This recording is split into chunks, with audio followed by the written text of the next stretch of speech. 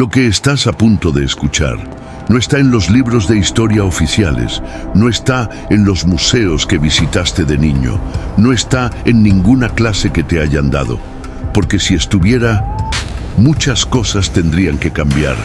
10 civilizaciones, 10 enigmas que la ciencia convencional no puede explicar con coherencia, 10 nombres que deberías pronunciar con respeto y con miedo. Hoy no te voy a contar la historia del mundo que te enseñaron. Te voy a contar la historia que encontraron y prefirieron ignorar. Ahora dime desde qué ciudad estás viendo este video y también dame tu feedback sobre este contenido. Tu opinión importa y queremos mejorar. Y si puedes, claro, deja tu like, haz clic en esa manito para que podamos llegar a más personas aquí en YouTube. Gracias, vamos a continuar. Imagina esto, por un lado, nosotros, el ser humano moderno, con toda nuestra tecnología, nuestros satélites, nuestros supercomputadores cuánticos. Tardamos décadas en construir un túnel bajo el Canal de la Mancha. Necesitamos miles de ingenieros, millones de toneladas de maquinaria, décadas de planificación para levantar una gran torre. Ahora imagina el otro lado, civilizaciones que, según la historia oficial, apenas tenían herramientas de piedra y madera, construyendo estructuras que hoy, con todo nuestro arsenal tecnológico, no podríamos replicar con exactitud. Bloques de granito de 1000 toneladas, colocados con una precisión de milímetros, ciudades subterráneas para 20.000 personas, cavadas en roca sólida, mapas del fondo del océano, trazados miles de años antes de que existiera un submarino. ¿Cómo? Esa pregunta de 3 letras es la que va a guiar cada minuto de este video. Quédate, porque lo que vamos a descubrir juntos hoy va a cambiar la manera en que ves el pasado y también el presente. Antes de comenzar con la primera civilización, necesito que sepas algo. No todas estas historias tienen explicación. De hecho, la mayoría no la tiene. Lo que sí tienen es evidencia. Evidencia física, arqueológica, geológica, que contradice todo lo que nos enseñaron sobre el origen de la civilización humana. Y al final de este video, después de conocer las 10, te voy a hacer una pregunta. Una sola pregunta, y quiero que la respondas en los comentarios con total honestidad. Pero para llegar a esa pregunta, primero necesitas ver lo que yo vi. Empecemos. Civilización 10. Los constructores de Sacsayhuamán. Comenzamos en los Andes peruanos, a 3.700 metros de altitud, donde el aire duele al respirar y los pulmones trabajan al doble. El año, desconocido. Aunque los arqueólogos oficiales dicen que fue construida alrededor del siglo XV p.C., las capas geológicas más profundas de su fundación cuentan otra historia. Su nombre, Sacsayhuamán. Los muros que componen esta fortaleza, o lo que sea que en realidad es, están hechos de bloques de caliza y diorita que pesan, en promedio, entre 100 y 300 toneladas cada uno. El bloque más grande que se ha medido pesa 360 toneladas. Para que lo dimensiones, eso es el equivalente a 60 elefantes africanos adultos, apilados sobre una plataforma. Y esos bloques, sin mortero, sin cemento, sin ningún tipo de adhesivo, encajan entre sí con una perfección que no admite ni una hoja de papel entre sus juntas. Cuando llegaron los conquistadores españoles en el siglo XVI, quedaron tan desconcertados que escribieron en sus crónicas que aquello solo podía haber sido obra de demonios. El cronista Pedro Cieza de León escribió en 1553: «No alcanza el entendimiento humano cómo pudieron poner tan grandes piedras en tal altura». 4 siglos después, seguimos sin saber cómo. Los incas, cuando los españoles les preguntaron, respondieron algo que generalmente los historiadores ignoran porque no encaja en ningún modelo. Dijeron que ellos no lo construyeron. Dijeron que lo encontraron así.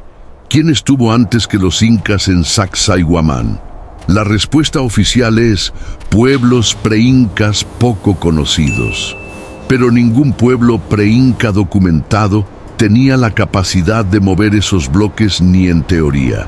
Los modelos experimentales más ambiciosos han conseguido mover réplicas de apenas 2 toneladas con cientos de hombres, cuerdas y rampas de tierra. Para 360 toneladas, los matemáticos que han hecho los cálculos concluyen que necesitarías más de 4.000 hombres trabajando en perfecta coordinación, en un espacio donde físicamente no cabrían 4.000 hombres. Y este es apenas el número 10. Civilización 9. Los habitantes de Göbekli Tepe, Turquía, año 9600 a.C. 11.600 años atrás. Para entender lo que eso significa, considera esto. Las pirámides de Giza fueron construidas hace aproximadamente 4.500 años. Stonehenge hace 5.000.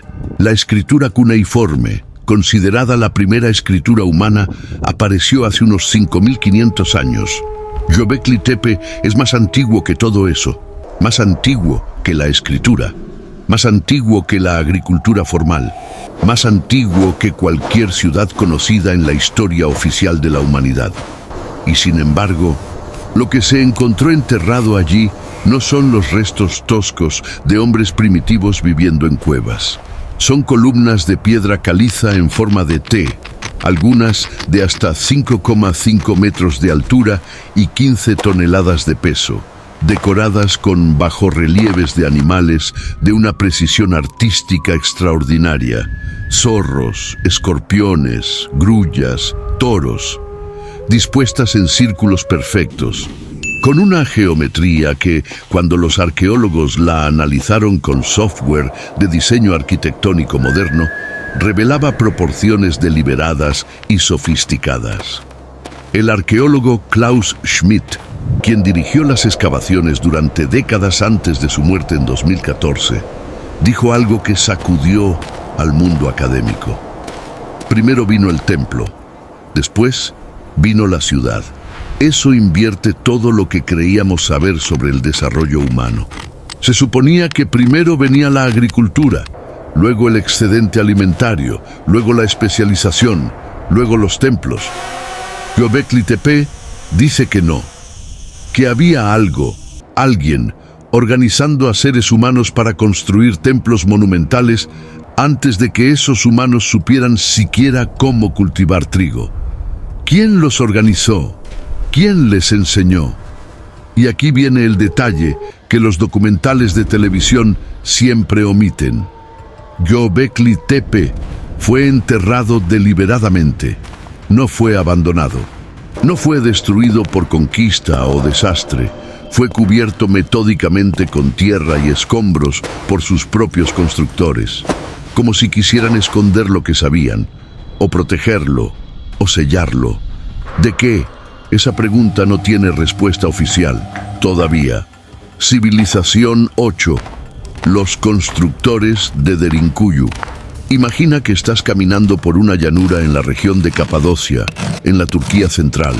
El suelo debajo de tus pies parece ordinario, tierra seca, roca volcánica.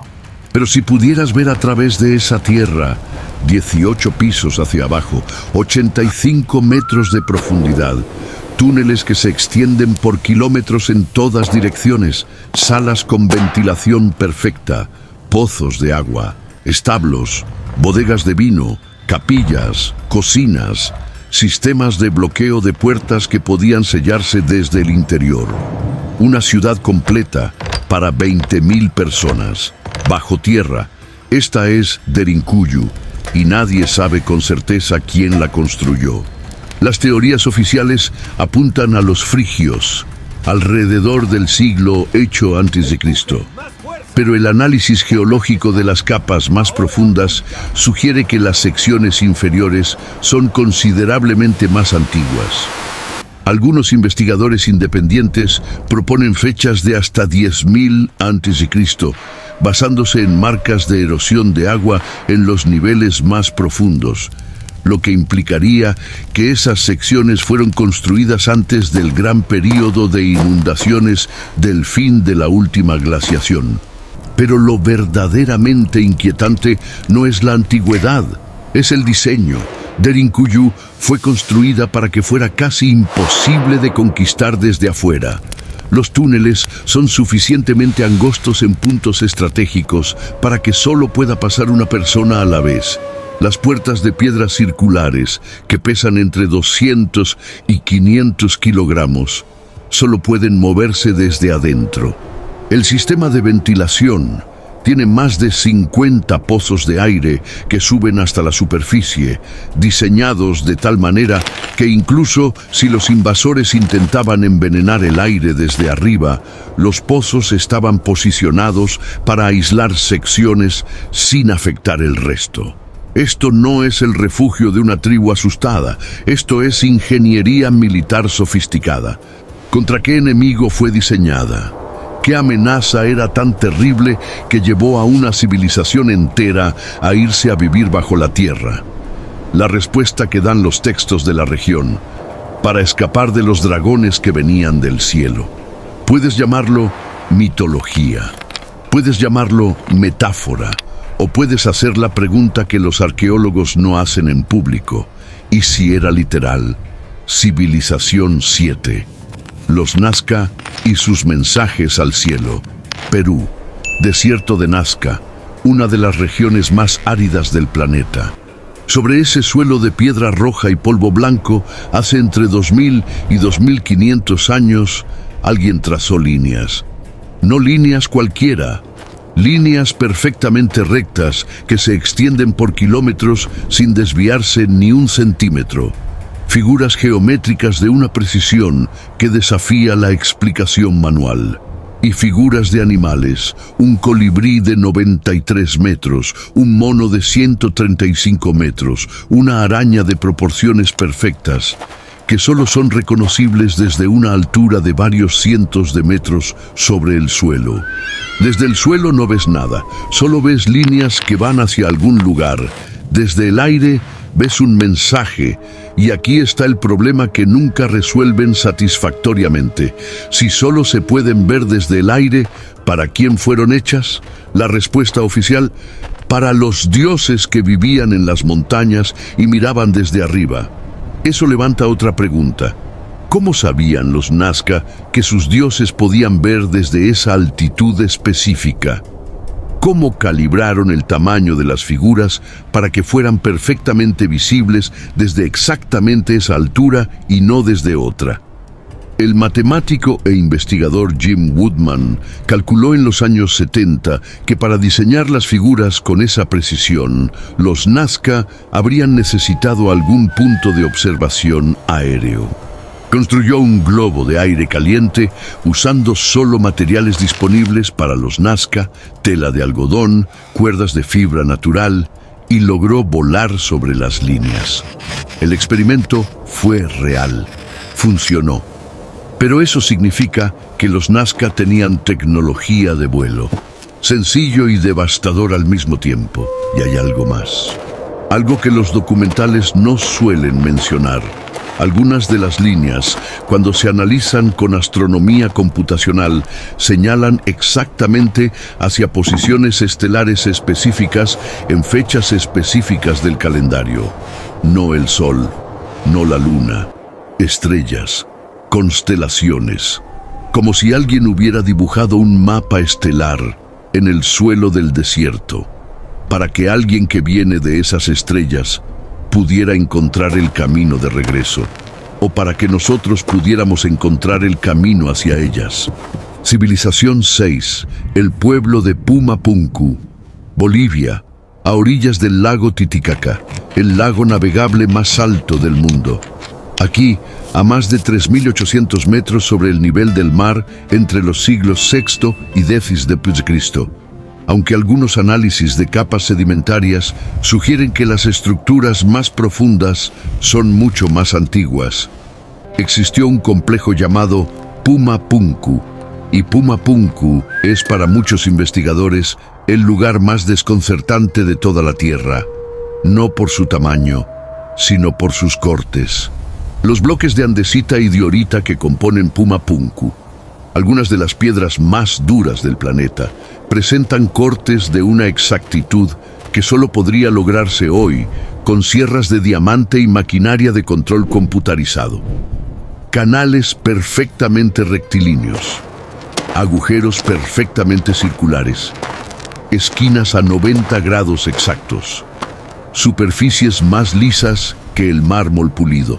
El arqueólogo Arthur Poznański, quien estudió Puma Punku durante décadas en la primera mitad del siglo XX, afirmó que la complejidad de la ingeniería presente en esos bloques superaba técnicamente a cualquier cosa que la civilización occidental hubiera construido hasta ese momento.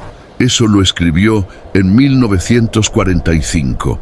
Hoy, con todo lo que sabemos, sigue siendo difícil de refutar, porque la pregunta no es solo cómo los cortaron. La pregunta es ¿con qué?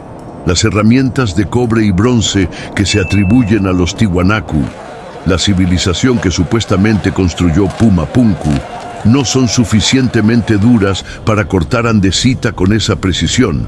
Es físicamente imposible. No es opinión. Es física y química de materiales. Entonces, ¿qué herramientas usaron? Música de suspense. No hay respuesta oficial satisfactoria, solo silencio. Y esos bloques perfectos, tirados en el suelo como si alguien hubiera dejado caer desde el cielo las piezas de una maqueta gigante que nunca llegaron a ensamblar. Civilización 5. Los sumerios y el conocimiento imposible.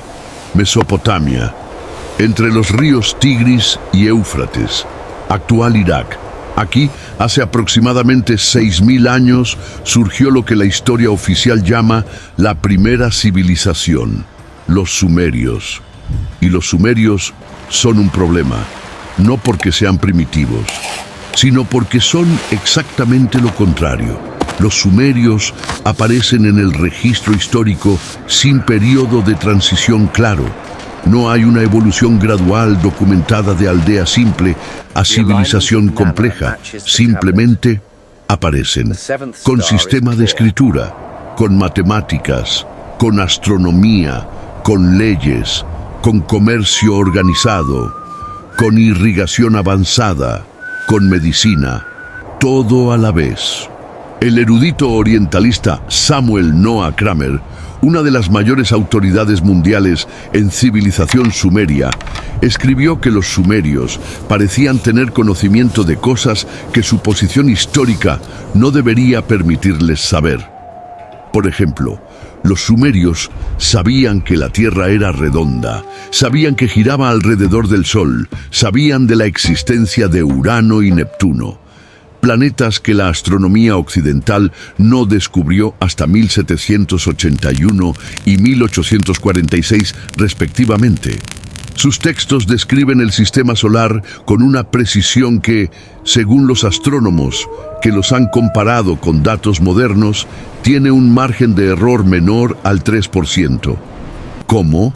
En sus propios textos, las famosas tablillas de arcilla, los sumerios responden esa pregunta con una consistencia desconcertante.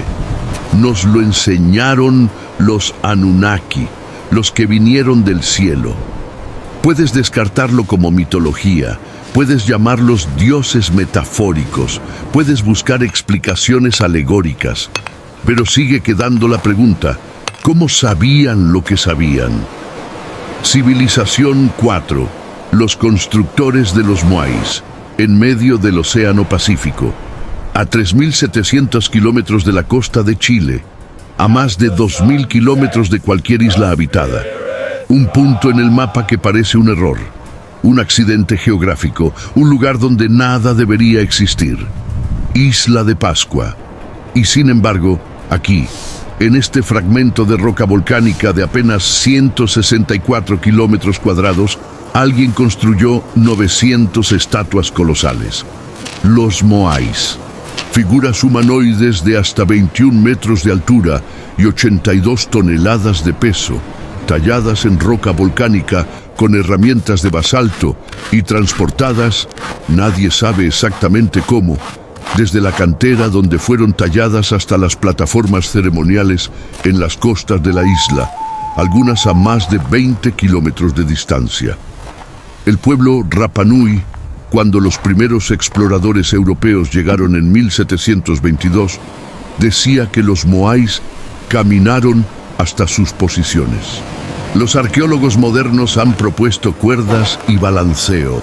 Los experimentos han funcionado para estatuas pequeñas, pero para las de 82 toneladas en terreno volcánico irregular, el problema más desconcertante no es el transporte, es la dirección en que miran. La gran mayoría de los moais miran hacia el interior de la isla, de espaldas al océano, como si estuvieran vigilando algo que estaba adentro, protegiéndolo. ¿Qué? Y luego está la pregunta de por qué. ¿Por qué una población estimada de apenas 15.000 personas en su punto máximo, viviendo en una isla sin árboles suficientes, sin recursos abundantes, sin tecnología aparente, dedicó generaciones enteras a construir estatuas que no podían comer, que no producían agua, que no les daban abrigo, a menos que creyeran con absoluta convicción que esas estatuas hacían algo, que eran algo? Los Rapa Nui las llamaban Aringa Ora, rostros vivientes. No monumentos, rostros vivientes. Civilización 3. Los Atlantes y el continente que no debería existir. El filósofo griego Platón, en el año 360 a.C., escribió 2 diálogos, Timeo y Critias, en los que describía con detalle extraordinario una civilización llamada Atlantis. La describió como una isla-nación más grande que Libia y Asia juntas, ubicada más allá de las columnas de Hércules, el actual Estrecho de Gibraltar.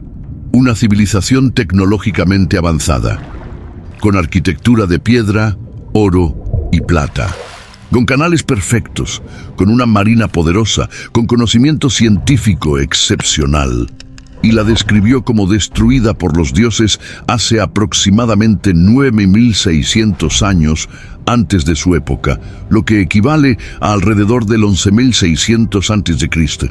La ciencia oficial descarta a Atlantis como ficción filosófica. Pero hay un problema. En 1968, el buceador Joseph Valentine exploró las costas de la isla de Bimini, en las Bahamas, y encontró algo que sigue sin explicación satisfactoria. Un camino de bloques de piedra perfectamente planos y rectangulares, de hasta 6 metros de longitud, dispuestos en formación ordenada sobre el fondo oceánico, a 6 metros de profundidad. El camino de Bimini. Los geólogos que lo analizaron identificaron la piedra como beach rock, roca de playa, y argumentaron que su formación era natural. Pero otros geólogos señalaron que las proporciones, la regularidad y el ángulo de disposición de los bloques eran estadísticamente imposibles en una formación natural. En 2018, investigadores de la Universidad de Copenhague, usando sistemas de sonar de alta resolución, mapearon estructuras similares en varias zonas del Atlántico que estuvieron sobre el nivel del mar durante el final de la última glaciación, exactamente entre 10.000 y 12.000 años atrás. Exactamente cuando Platón dijo que Atlantis existió. ¿Coincidencia? ¿O Platón tenía acceso a registros que no deberían existir? ¿Qué civilización vivió en esas costas antes de que el océano las cubriera?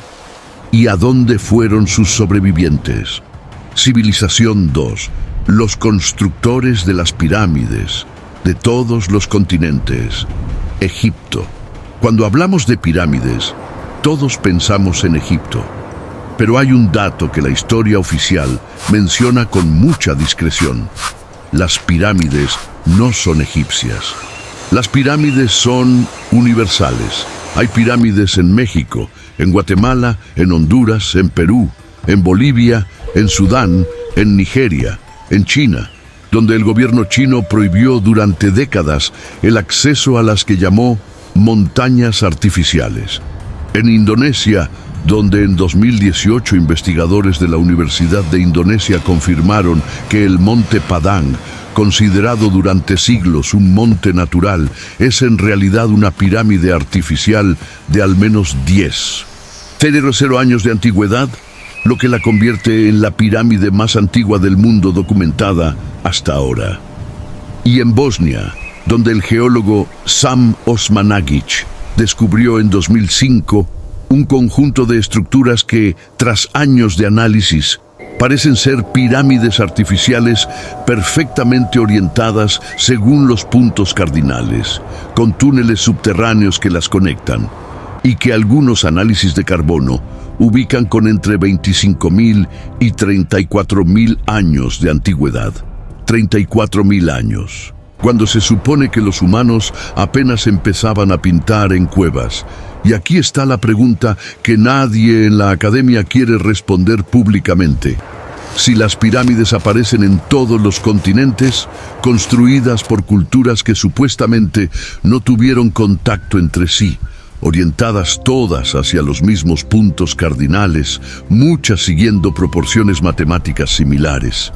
¿Hubo un maestro, una fuente común, una civilización madre que les enseñó a todas, o el mismo alguien visitó a todas? Civilización 1, los Anunnaki y el origen cuestionado de la humanidad. Y llegamos al primero, al más perturbador, al que tiene las consecuencias más profundas. No es una civilización de la que tengamos ruinas imponentes. Es una civilización de la que tenemos registros, escritos en arcilla, con una consistencia de miles de páginas, en decenas de lugares diferentes, por escribas que nunca se conocieron entre sí. Los textos sumerios, los más antiguos escritos sistemáticos de la humanidad, describen con una coherencia perturbadora la llegada de seres llamados Anunnaki, literalmente los que del cielo descendieron. Los describen como altos, como seres con conocimiento superior al humano, como los que enseñaron a los humanos la agricultura, la astronomía, la matemática, la arquitectura, la escritura, la ley.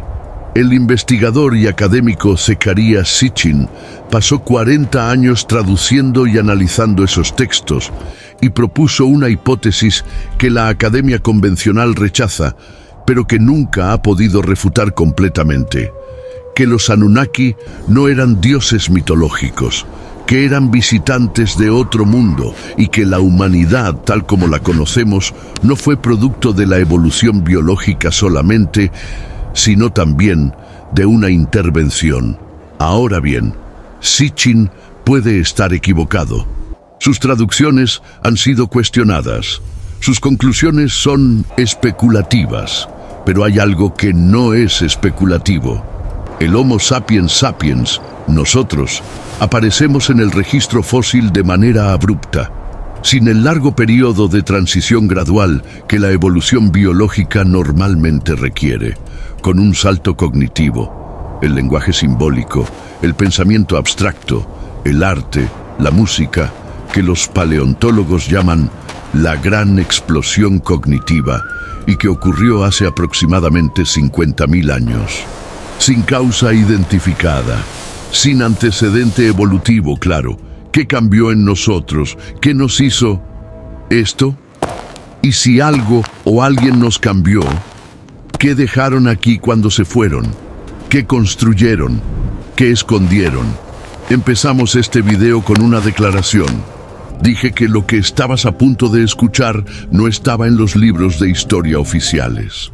Ahora, después de 10 civilizaciones, después de 10 enigmas sin respuesta satisfactoria, te hago la pregunta que prometí al principio. ¿Crees que estamos solos? No en el universo, sino en nuestra propia historia. ¿Crees que somos el primer intento? ¿O el más reciente? ¿Crees que todo lo que hemos visto hoy puede explicarse con herramientas de piedra y fe suficiente? ¿O ¿Crees que hay algo que la historia oficial, por comodidad o por miedo, ha decidido no preguntarse?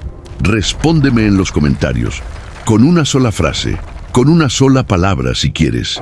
Pero respóndeme, porque esa conversación entre tú y yo, y con todos los que están viendo esto, es la conversación más importante que podemos tener. No sobre el pasado, sobre nosotros, sobre lo que somos, sobre lo que vinimos a hacer aquí. Estas son las historias que rescatamos del olvido, las que nadie quiere contar, las que la academia archiva y prefiere no debatir, las que el tiempo intentó enterrar, pero que la piedra, el barro y las estrellas se negaron a guardar en silencio.